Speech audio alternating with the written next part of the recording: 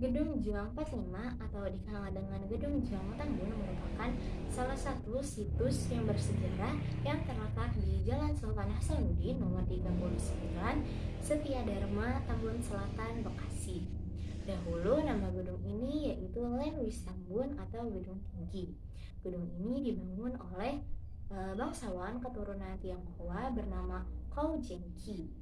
Pembangunan dalam gedung ini melalui dua tahapan. Tahap pertama pada tahun 1906 sampai dengan 1910 dan tahap kedua pada tahun 1912 sampai 1925. Gedung ini beberapa kali telah beralih fungsi, pernah juga dijadikan tempat pemerintahan kolonial Belanda, kemudian diambil alih oleh Jepang dan direbut kembali oleh rakyat Bekasi. Pada masa kini, gedung ini berubah menjadi museum digital yang sebelumnya telah direvitalisasi secara besar-besaran dengan anggaran dana sebesar 36,9 miliar dari APBD 2020 dan 3 miliar rupiah dari APBD perubahan 2020.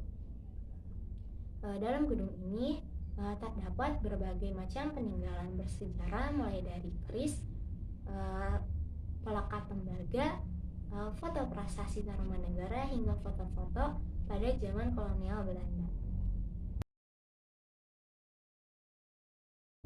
Kebudayaan adalah sistem gagasan, tindakan, dan hasil karya cipta manusia dalam kehidupan bermasyarakat. Peradaban identik dengan gagasan tentang kemenangan sosial, baik dalam bentuk kemenangan akal dan rasionalitas, dan berkembang pesatnya ilmu pengetahuan dan teknologi. Hinterland adalah suatu daerah yang memiliki fungsi sebagai pemasok dan pemenuhan kebutuhan bahan makanan pokok dan tempat produksi komoditi ekspor. Cultural determinism adalah segala sesuatu yang terdapat di dalam masyarakat yang ditentukan oleh kebudayaan yang dimiliki oleh masyarakat itu sendiri.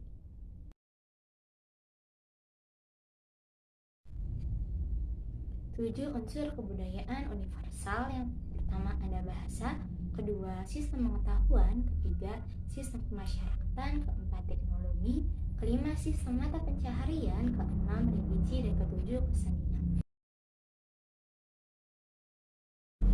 4 sistem kebudayaan nasional. Yang pertama Pancasila, kedua lagu Indonesia Raya, ketiga bendera merah putih, dan keempat bahasa Indonesia.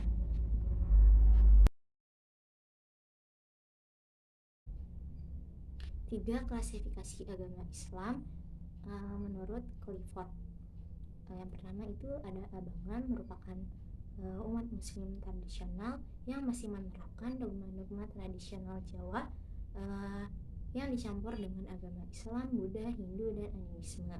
Kedua itu ada santri, disebut juga dengan umat muslim ortodok. Dia itu biasanya berasal dari daerah perkotaan dan berorientasi pada masjid dan Al-Quran. Yang ketiga ini ada pribadi, merupakan kelompok bangsawan tradisional.